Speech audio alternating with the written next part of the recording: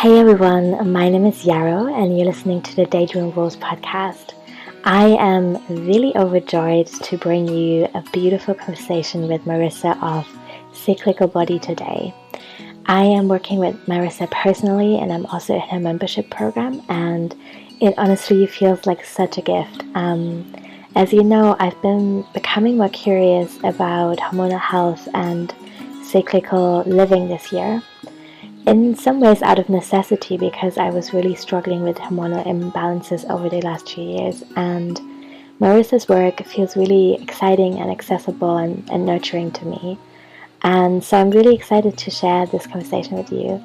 It's just a little snippet of all the wisdom that she shares around these topics, but I think it's a beautiful gateway if you're interested. And yeah, I hope you check her work out as well. She also has a really beautiful Instagram account, and her newsletter is honestly one of my favorites on the internet. I said to her, I have this little folder where I save emails or newsletters that I want to read again, and hers frequently make it in there. So yeah, if you're interested, check that out.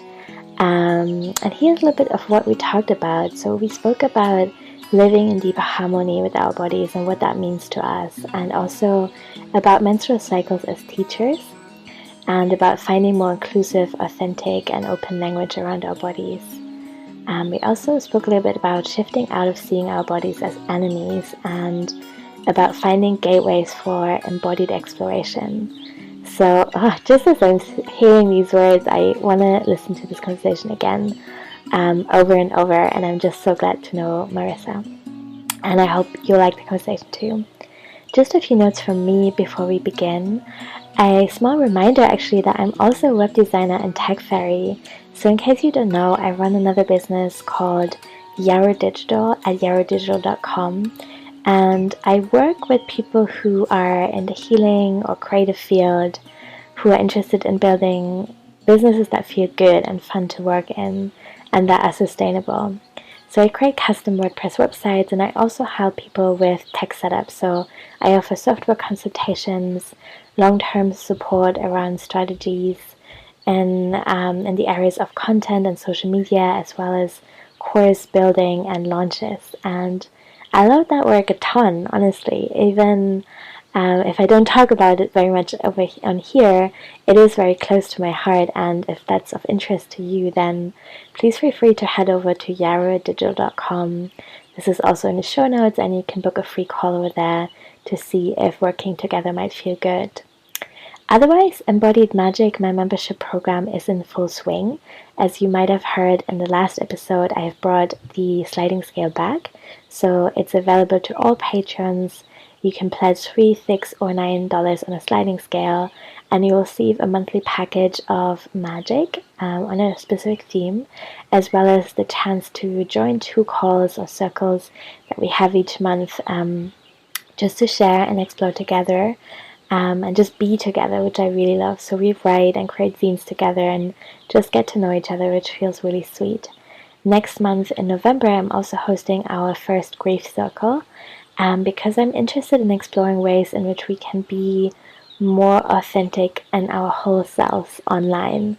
It's so tempting, I think, to just share our best sides and the insights and the inspiration that we have, but actually there's so much more to life. So I want to create spaces in which we can hold that too, and I would love you to join us. So yeah, thank you so much for listening, checking that out, and wishing you a really beautiful day.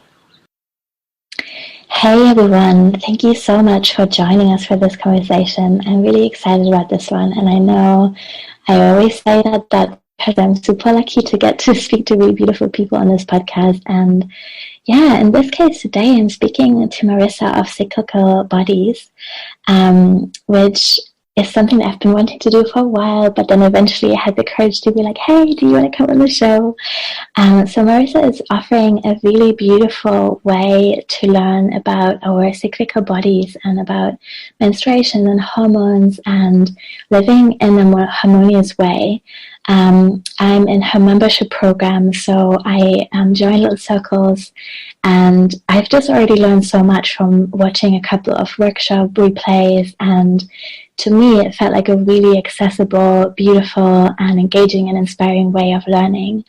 And I want to say that I've been interested in like learning more about my cycle for a long time, and in my 20s have done a little bit of training that I found really exciting, but I've just never really found a space where I felt totally seen and like really welcome as my whole queer self. Sometimes there were spaces where I felt like there was a very heteronormative focus, where it was a lot about fertility and getting pregnant and not getting pregnant.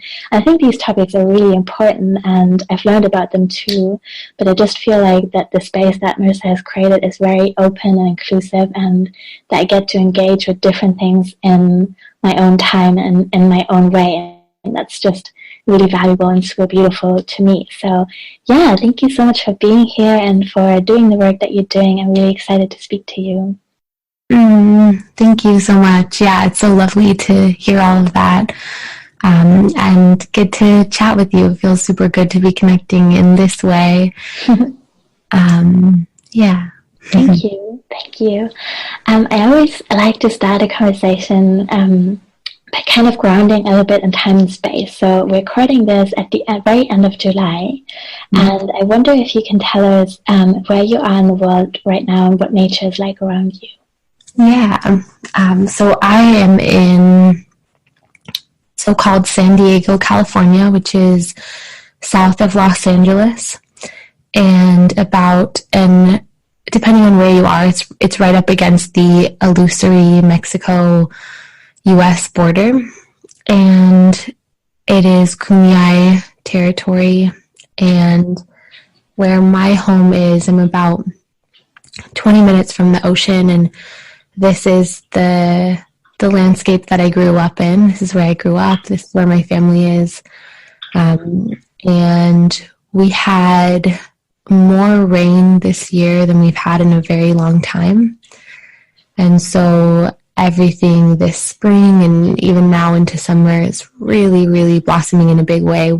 If you saw any images of the wildflower super bloom happening in the deserts nearby, we also had those super blooms even just in our backyards, and in wild spaces and in the city, because there was so much rain and then so much sunshine.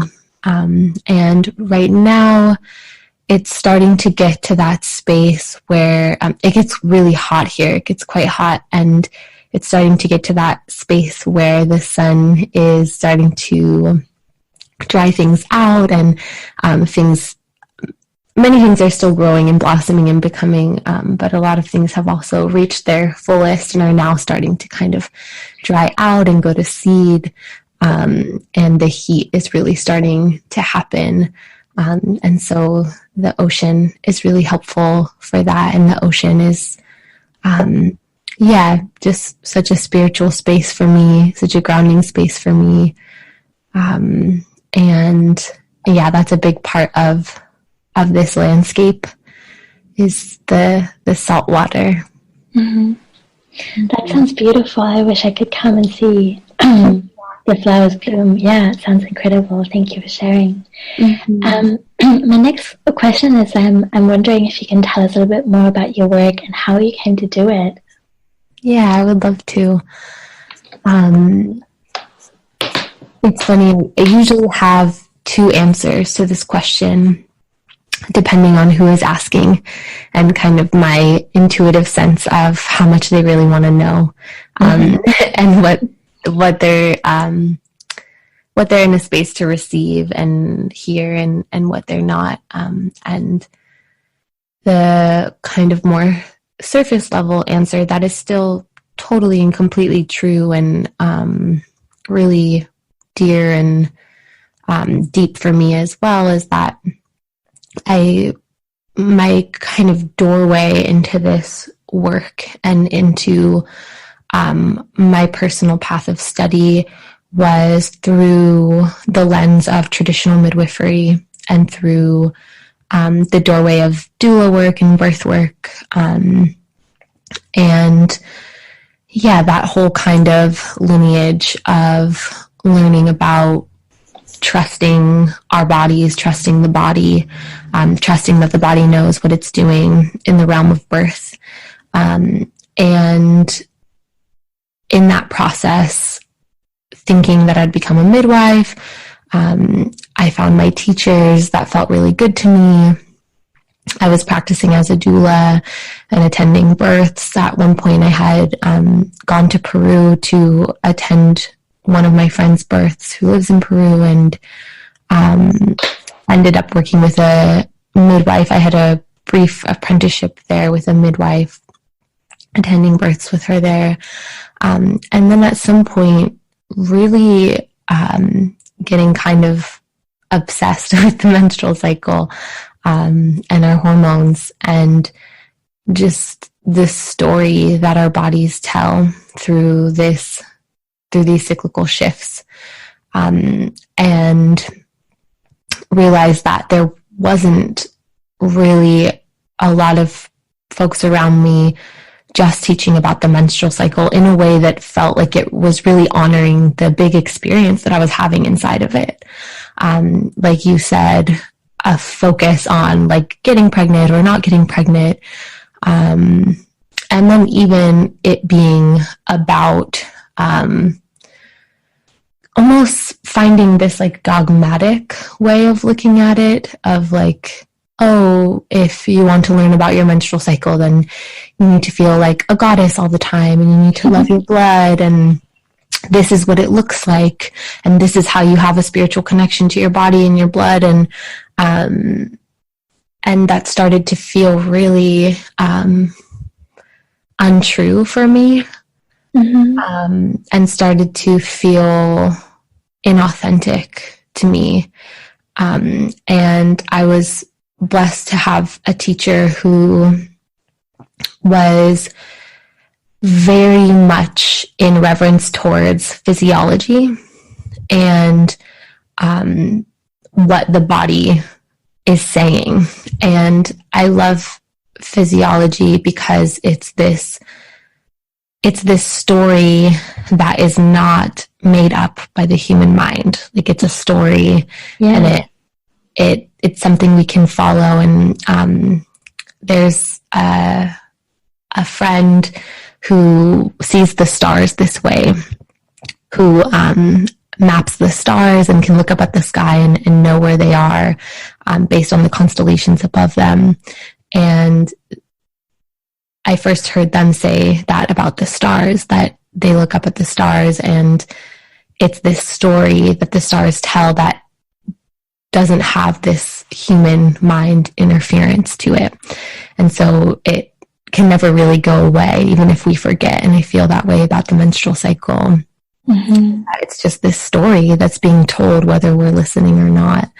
And so it feels like this really direct connection. And the deeper piece that I don't always tell folks is that I really came to this work through coming to terms with the trauma that I was holding in my body, and in my uterus and in my self-identified womb space, from my ancestors, from my lineage. And really almost out of nowhere, having this visceral realization of what I was holding in my body, and feeling the stories that some I knew on a mental level. Some stories had been told to me of the trauma that my mother and her mother experienced, but then also realizing that there was a deeper piece, that my body was holding these memories, and these stories, and this kind of matrix of DNA and genetics. And so that is really what, that was the beginning of my inquiry and kind of going down the rabbit hole of, wow, okay, if this space can hold trauma in this way, then what is the power of this space? What else does it hold? What else does it remember? And so that's very much the foundation of my own personal, which of course is such a collective story as well. But that's kind of my own, personal igniting of walking on this path. Mm-hmm. Thank you so much for sharing. That's beautiful to hear, and it really feels like very super relatable to me. I love what you said about the story and the comparison to the sky, and also this remembrance that where there's trauma and intergenerational messaging being passed on, there can also be so much wisdom and resilience. That's something that I definitely also need to remind myself of when I feel like I'm drowning in these patterns, and I keep repeating things that I know really want to let go of and want to come more to a space of really listening to my body. So thank you. Mm-hmm. I know you're sharing quite a bit about this in the membership, but I wonder if you would share with all of us a little bit more about what kind of self-care practices you're currently feeling excited about.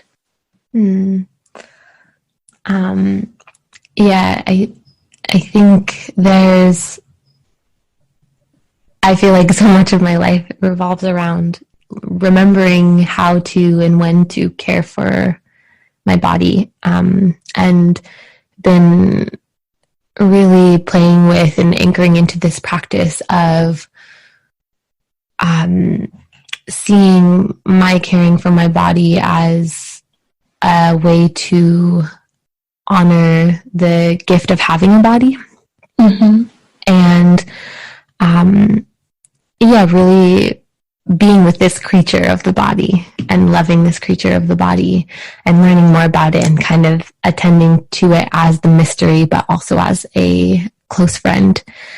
And so, saying all that just to say that there's so many self-care practices that are just a part of my daily life. But right now, the one that is the most intriguing and kind of calling to me is being in the garden, working in the garden.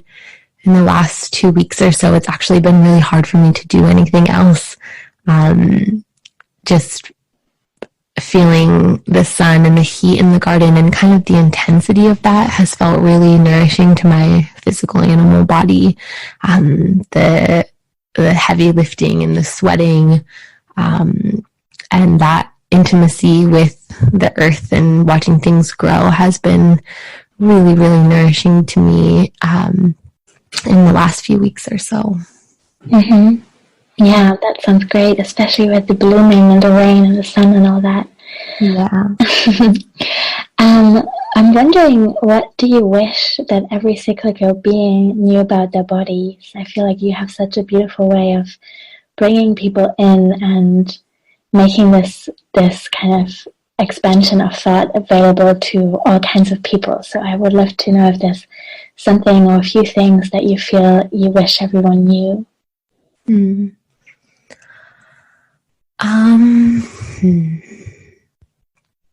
I think, there's a few things that feel just like the essence of what I want, of what I'm trying to share, and feel like the essence of what I'm always saying, just in different words.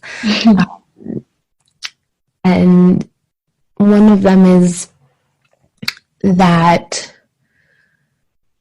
our bodies know how to heal, and that our bodies want to heal, and that our bodies know what they're doing. I think it's really easy and so understandable to be a menstruating person, to be a person that has these monthly or so cyclical shifts, and to feel like our bodies are our enemy, or our bodies are working against us in some way, whether it's because we're in that cultural thought form, that social thought form, that menstruation is dirty, that menstruation is gross, that having monthly hormonal shifts that mirror the moon inherently makes you more hysterical, or whatever that social indoctrination came through as for each of us differently, but that similar kind of thinking that menstruation is inherently bad. And then even getting out of that and trying to start to have a relationship with the body and with the cycle, and feeling super confused by different imbalances and symptoms and pain and things that are happening.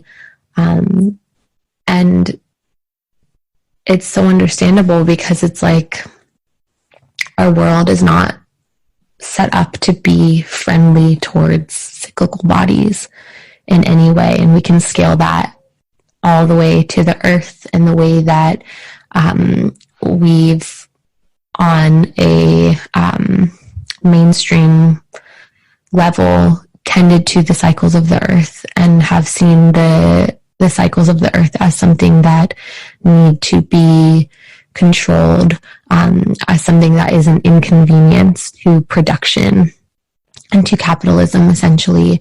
And just thinking about the way that most of our daily lives are set up, if we want to survive, if we have a job, if we're living in the world, unfortunately the structure around us isn't set up to support a cyclical body. And so our bodies are so smart and so wise, and so responsive, that they're responding to this messaging. They're responding and doing their best to be vital and to be healthy. But the messaging that they're getting on all levels is that it would really be better if we didn't have to do this cyclical dance, essentially. And so I think people can get or feel kind of desperate or left behind by their bodies, and like there's nothing to connect to, nothing to hold on to.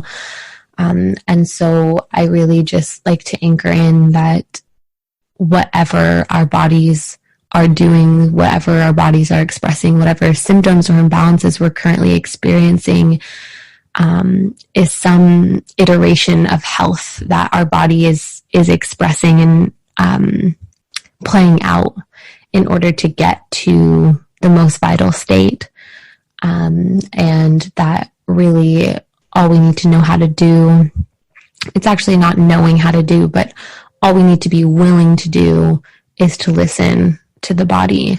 And that sounds really simple, and I love how simple it is, but it's also incredibly hard, because again, everywhere we turn, we're kind of being inundated with stimuli that encourages us to cut off sensation from the body, to be mind-centric, to elevate the value of thought above all else, to elevate quote-unquote rational thinking that comes from the mind and logic above all else.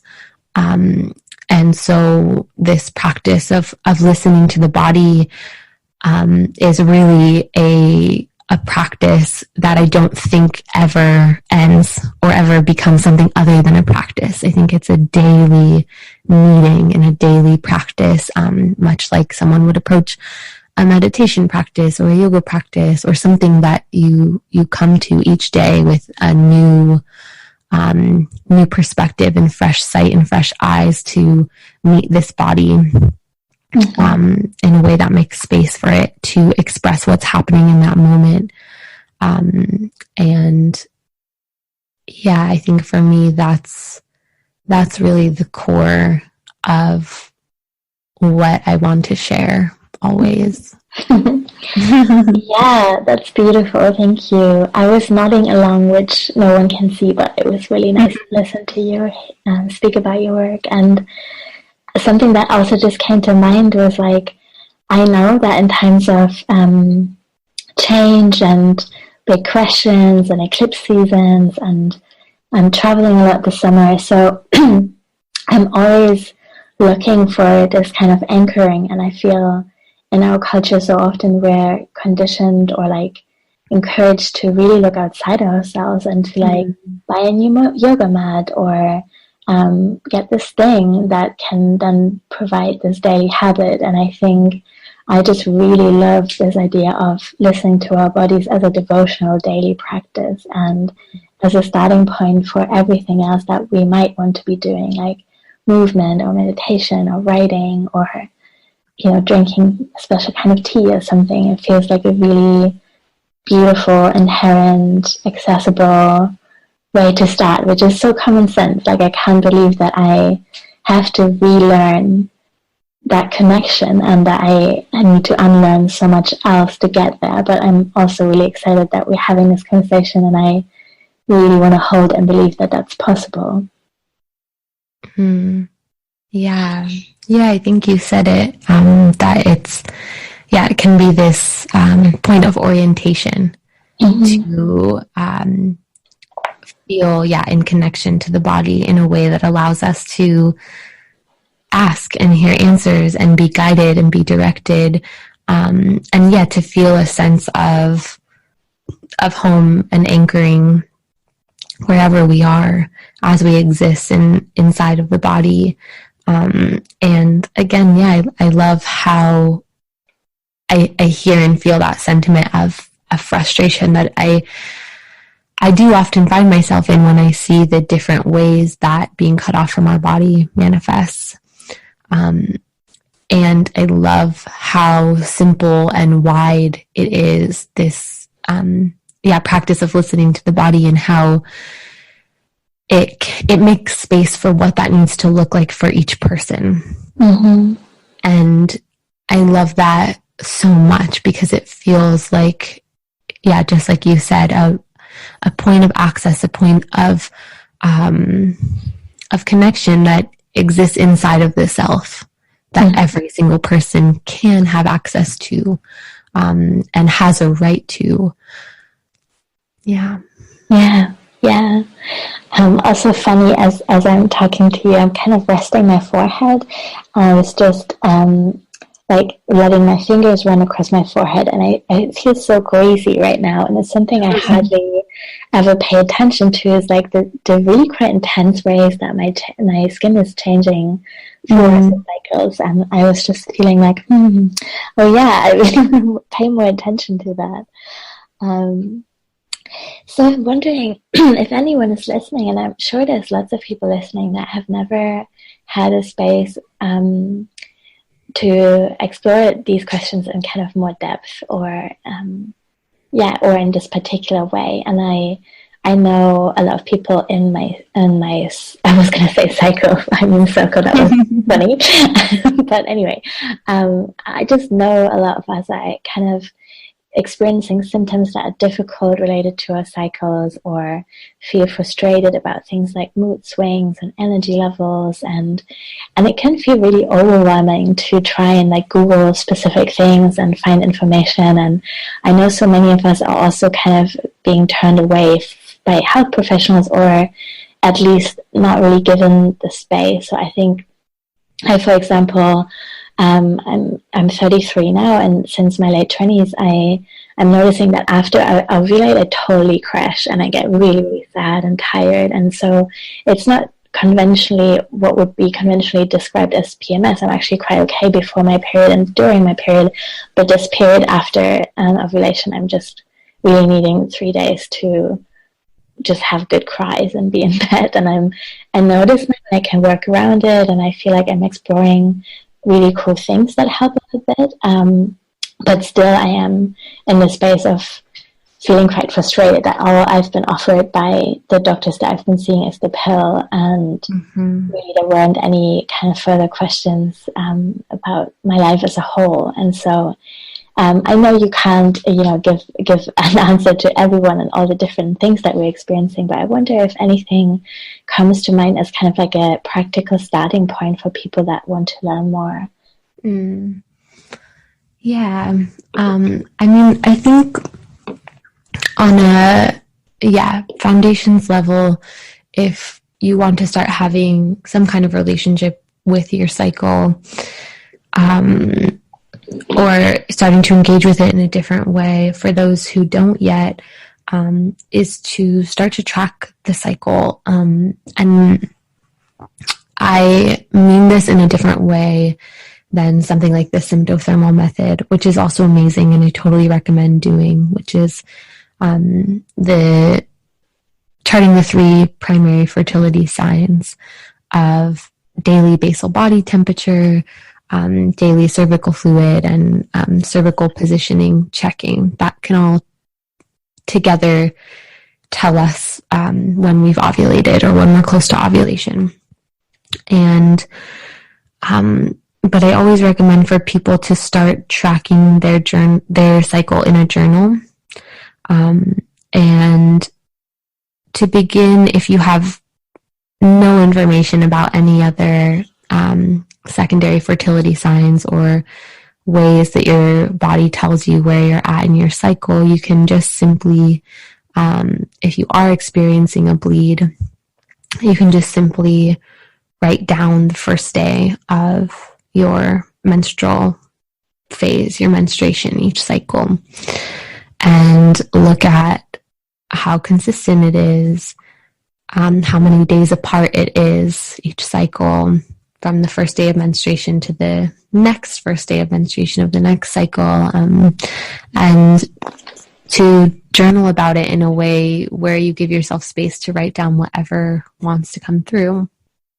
I think it's really lovely to do a daily charting, daily writing, even if you're just writing one word about how you're feeling, and writing down what your cervical mucus looks like, all kind of coinciding these physiologic symptoms with the more subtle emotional, spiritual sensations that we're having, can give a really in-depth picture into your particular cycle. And I see people notice patterns that is only particular to their cycle, that no one else could tell them would happen. And so I think that's a super important place to start, is to just start observing your own patterns, your own rhythms, and writing down any information that you can, or being aware of any information that you can. So just like you said, noticing these super subtle things that you could easily not notice, taking a moment to just say, what might this have to do with where I'm at in my cycle? Where am I in my cycle? Would that make sense? Mm-hmm. Things like that. And I think like you said, it's because I work so holistically. I'm looking at so many lifestyle things and so many emotional things when someone is working with an imbalance. But I think a beautiful place for everyone to start, if you're at a point of frustration with your cycle, with your body, is, as frustrating as it may sound, is to accept the body, accept your body, accept your cycle where it is in the way that it's expressing.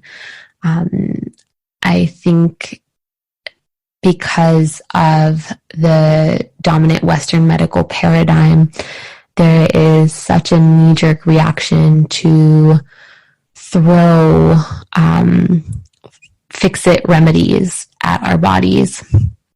And what fix-it means within that languaging is make the symptoms go away without really needing to understand what the body is trying to tell us. And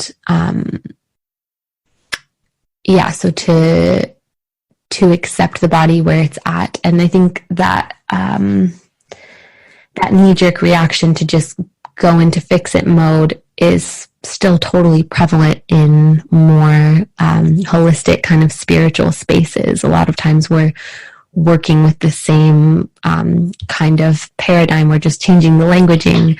And so, really making space to accept the body where it's at, and to find an understanding that actually our bodies are working so hard to try to be in balance inside of a world that has so much going on that can easily throw our bodies out of balance, that our bodies, again, are so responsive and so sensitive that they're responding to the environment.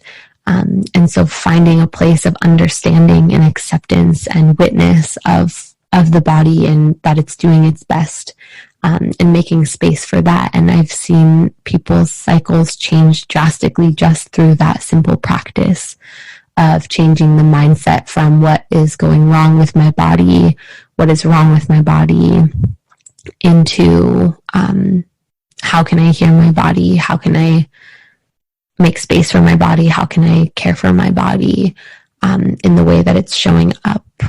And so I think that's, of course, it's very broad, but I think that's a powerful place for everyone to start, no matter where you are on your journey.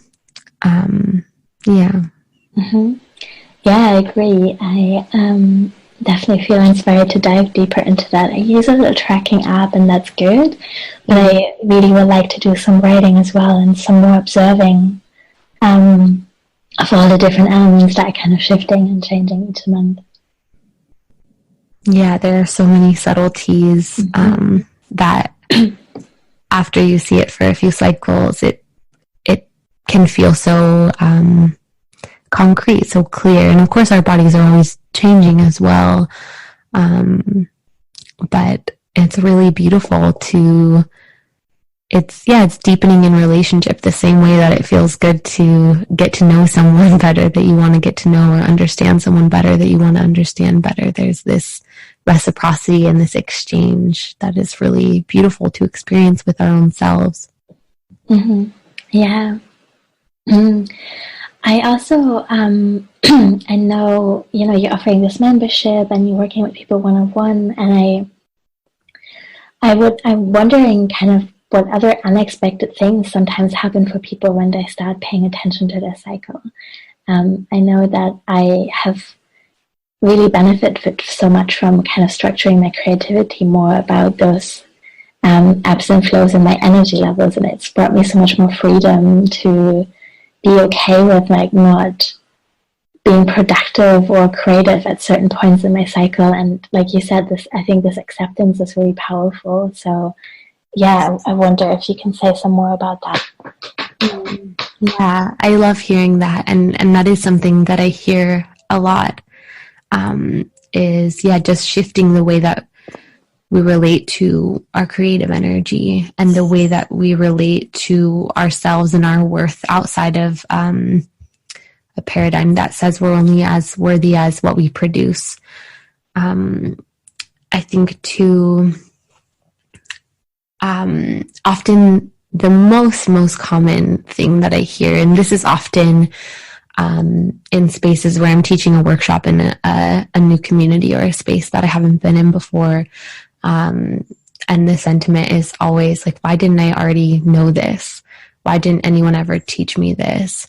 And there's often a sense of reclamation that looks different for everyone. And I think it often is tied into kind of an ancestral reclamation of, this information is my birthright. It's my birthright to know about my body. And that often inspires people to want to share with others about how the cycle works, which is really sweet. And also a sense of agency and a sense of remembrance that we are active participants in this life, and that we don't need to just wait for someone else to tell us what to do or what's happening. And of course, one of the biggest ways that expresses is with health and wellness and the way that we tend to the physical body. People realizing, I can trust my own sense of what's going on with my body. I can trust the information that I'm getting. I can trust what I'm feeling. I don't have to wait for some expert or some expert to tell me what's happening, but that I can trust what I'm feeling and that I can go from there. I think that is so empowering for people to feel that sense of choice and agency and power within their own lives. And I think also is, like you said, a new respect and reverence for rest, and being able to slow down and recognizing that in these spaces where to the outside world it might seem like nothing is happening and it can be so confusing, whether it's because I do want to say that yes, we have this cycle that is the menstrual cycle, but we also have the cycle of the seasons, and what's happening seasonally. And then we all have our own kind of personal wider cycles that are unique to where we're at in our lives. And so this need to rest and this need to kind of go inward for a while can be happening for a number of reasons, but it's often very confusing when suddenly, whether it is because of the menstrual cycle or whatever it might be, where we suddenly feel a need to stop what we're doing, where we don't feel that forward momentum anymore. I think we've been conditioned to think that that's a bad or wrong place or thing to feel. And so that's a huge part of it, is really making space for us to know when that is happening, know when that rest is being asked for, and really welcoming it in as a celebratory thing, and welcoming it with loving arms, and knowing that the degree to which we can meet that slowdown and really settle into it, I think, is proportionate to what we're able to then create, and what we're able to give life to. So that sense of rest and trusting the body, trusting that it's okay to slow down, that yes, our cycles have waxing and waning rhythms and are constantly changing, and that slowing down is not a scary place to be, which has huge implications for all of us in our lives in so many different ways. Yeah, that's super true. I feel like in so many ways I'm really only scratching the surface at the moment of understanding the implications of that. Yeah, I really love that the word you're using the word body fluency, and I heard you talk about it, so I would love to share your thoughts on this, because I think they're so interesting. Yeah, I think I'm still even learning what I mean by body fluency, but it came out of this consideration of this term body literacy, which is such a beautiful term, speaking about essentially being literate in the language of the body, and often that term and the roots of that term having to do directly with knowing our menstrual cycle and kind of understanding what our menstrual cycle is doing. And this realization for me that we can have the empowering information, which the information is so empowering, to learn what's happening with our bodies, to learn how our cycles work. But it's a very different thing to actually do the deeper emotional work to be able to apply that information in a way that actually has an impact on our lives. So having the experience of giving folks this information and then not really seeing that translate into that changing how they relate to their health and their well-being, and realizing, there's a whole layer of unpacking why it is that we don't listen to our bodies, and what trauma, whether personal or collective, we're holding that keeps us in a nervous system state that actually doesn't allow us to slow down enough to say, no, I have a sense and an awareness of what's happening right now. And then not only to have that sense and awareness, but to be able to say, I trust that enough to communicate it and to act on it. Mm-hmm. So that's where the idea of body fluency came in.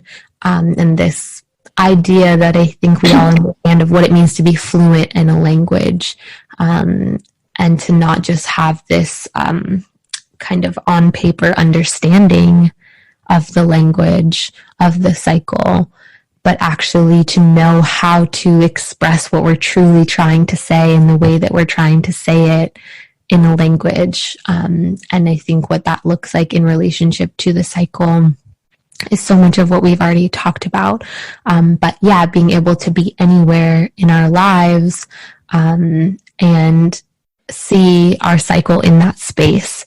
And what I mean by that is the menstrual cycle is not something that we can just kind of read in a book. I get that so often. Like, what book should I read to learn everything you're sharing? Mm-hmm. And I've gotten better about book recommendations, but what's true is that what I've learned hasn't come from books. Mm-hmm. And I love reading. I've learned so much from the books that I do read, and I have a resource list of lots of books on my website. But what I've learned really hasn't come from books. It's come from, being inside of a menstruating body, being inside of a cyclical body, and being in the world that way, and seeing myself reflected back to me in the cycles of nature, in the cycles of the moon. And so that's what body fluency feels like to me. Is to not see our cyclical awareness as something that exists in a vacuum, or that exists in a way that it's like, oh, let me learn this, and then I've learned it, and I've learned all there is, and I can close the book and move on with my life and learn the next thing. Mm-hmm. But rather that it's actually a different way of being in the world. And I don't think this way that I'm talking about, this body fluency, is only available to those who have a menstrual cycle. I actually, when I talk about cyclical bodies, this is a way for me to talk about bodies that experience the hormonal dance that is the menstrual cycle. But I really do believe that we are all cyclical bodies, mm-hmm. that we all have a relationship to these cycles, that we all come from these cycles. And so, that it's just a different way of being in the world, actually. Yeah, that makes sense. Thank you so much for everything that you shared. I really am super excited to share this, and I just love the sound of your voice as well. I feel like it's such a beautiful, like it really drops in for me, like I can really take in what you're saying, and I feel very inspired, and I'm excited to continue being in your membership and share this conversation. So thank you so much for talking to me. Before we go, is there anything else that wants to be shared? And can you tell us where people can find you and what you're offering? Yeah. So you've talked a lot about the membership, and the cyclical body membership is something that I started to work on in something that began in February of this year. And it's a monthly subscription where you get a live class that is also recorded each month that is pertaining to different topics within cycle awareness and womb wellness. And so we've had classes on cycle tracking. We've had classes on nourishment and foods to eat for pelvic wellness. We've had a class on the cervix, different things like this. And we also work with the cycles and seasons within that. So we have a live circle and recorded circle every month for the different earth-based holidays on the wheel of the year, which are just honoring the seasonal shifts together.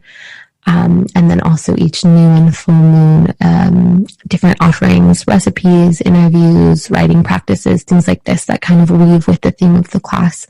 And it was, as you said, this intention to make this information accessible and fun and kind of easy to work with. Again, not something that exists in a vacuum, but something that actually we can see the way that